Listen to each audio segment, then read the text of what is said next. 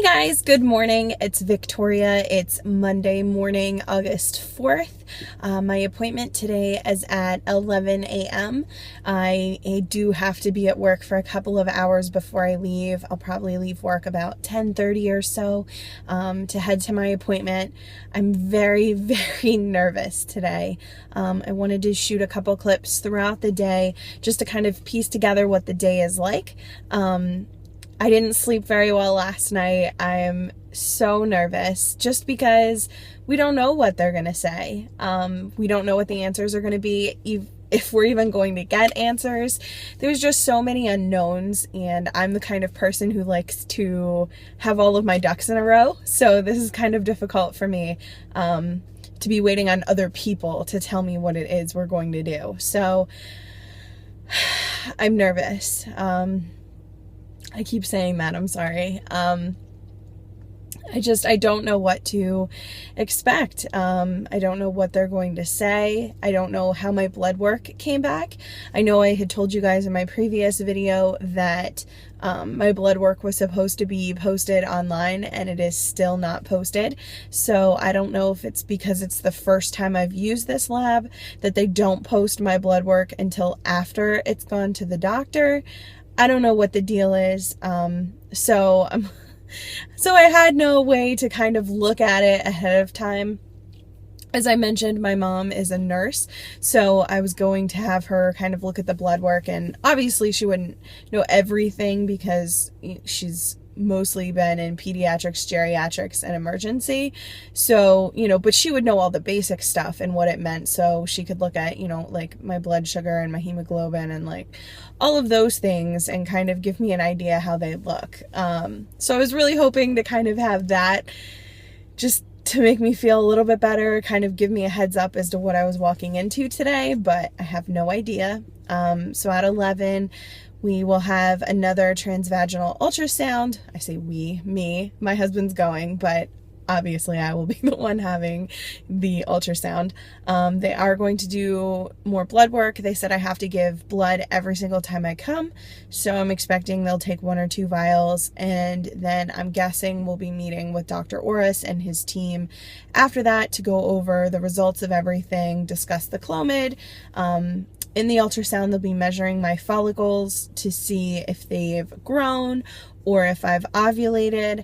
I'm a little bit worried that perhaps I ovulated either Saturday or early yesterday, just because I did have a lot of twinges on my left side and some cramping, which I don't normally get. So this is, induced by the Clomid. And a couple of you guys had mentioned, questioned the cycle days that I'm taking Clomid. And yes, I started later than most people. And the reason for that is a couple things. One, he wanted to just try it to see how my body reacted to it.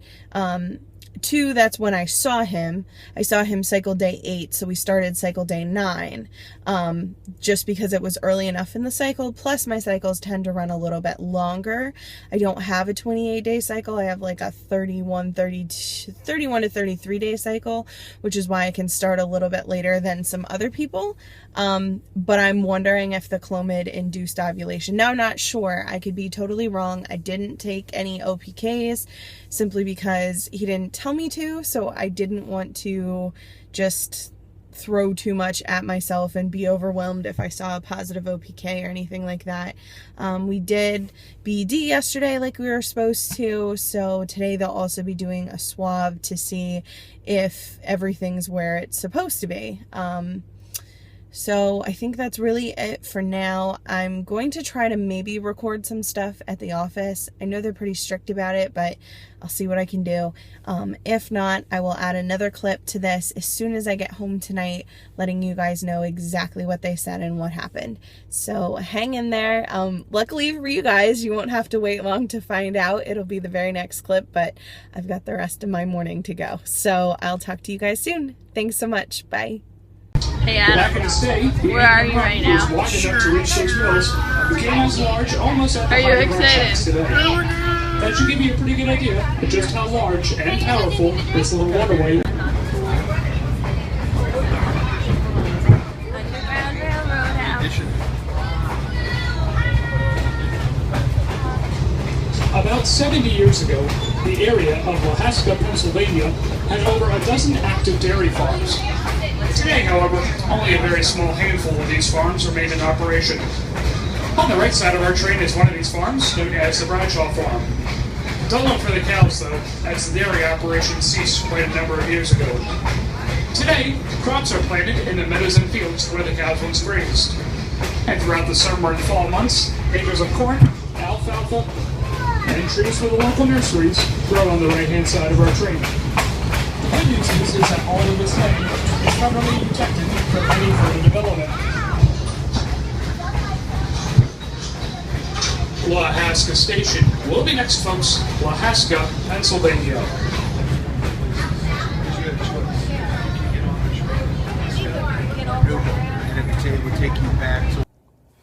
Hey guys, it's Victoria. Did you enjoy the little train clips that I threw in there?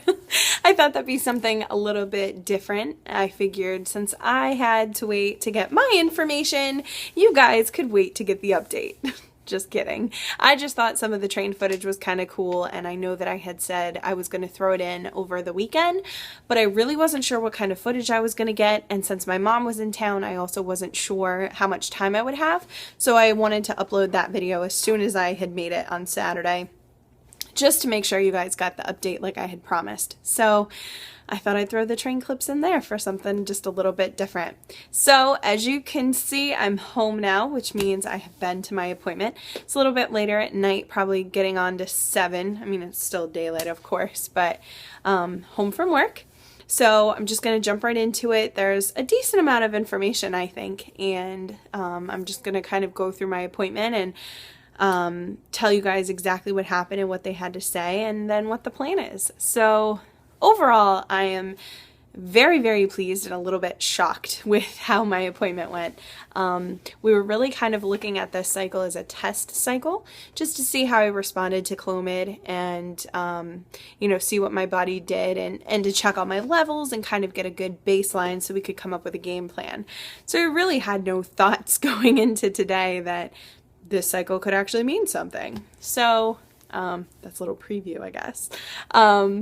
So I got to the appointment and my husband was running a little bit late. So they took me back to do my blood work first, which they always do.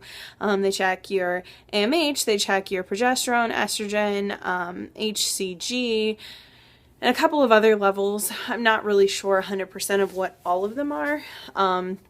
But they check a couple of things, and they do that right in the office, so you get your results within a few hours, which is nice. So they took my blood, and then by then Jason showed up. So then they took us in the ultrasound room. I had a different ultrasound tech this time, but she was equally as nice as our last tech. She took time to kind of explain things. She was a little bit quicker about it, but she still explained things and was good about answering questions if I asked her what she was looking at. So right off the bat, we noticed that there was nothing in my right ovary. Last time I had six follicles in my right ovary, but this time there were none.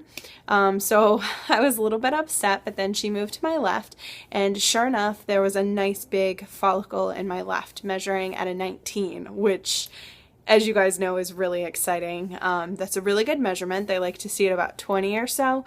So I was very pleased to see a 19. I was a little sad still that it was my only one, but we only need one, right? So we'll take it. I'm not complaining.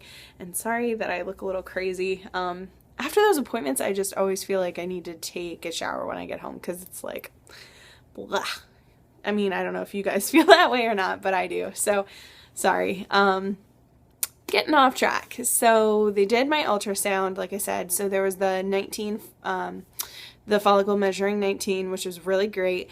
She checked my lining, which was measuring at an 8, which, as you guys know, is also really good. So I'm very happy about that.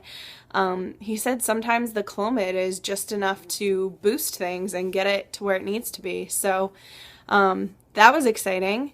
Then after my ultrasound, they did the swab test. I don't know if you guys are familiar with what that is, but since we BD'd yesterday, they did a swab of my cervix with the speculum and then did a swab. And then they put the slide under the microscope to check to see if there's sperm and if they're active and what's going on.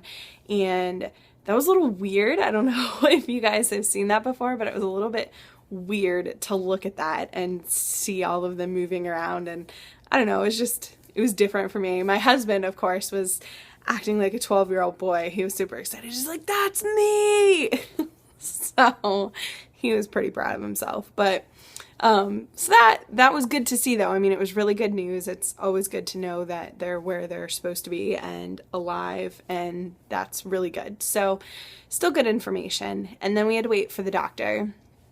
Dr. Orris called us in and he said things couldn't look any better. I mean, I knew my numbers were good from what she was telling me, but I didn't realize everything was lining up. And he said everything looks really, really good. He said Jason and I are really compatible, which is a good thing.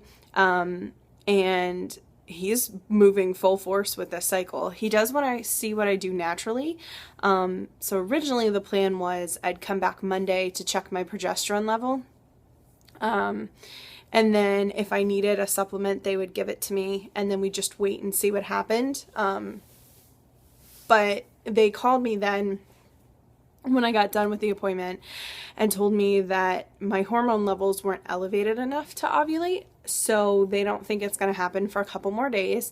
So they want me to come back again on Thursday for another ultrasound and blood work to make sure that I actually ovulate or have ovulated at that point.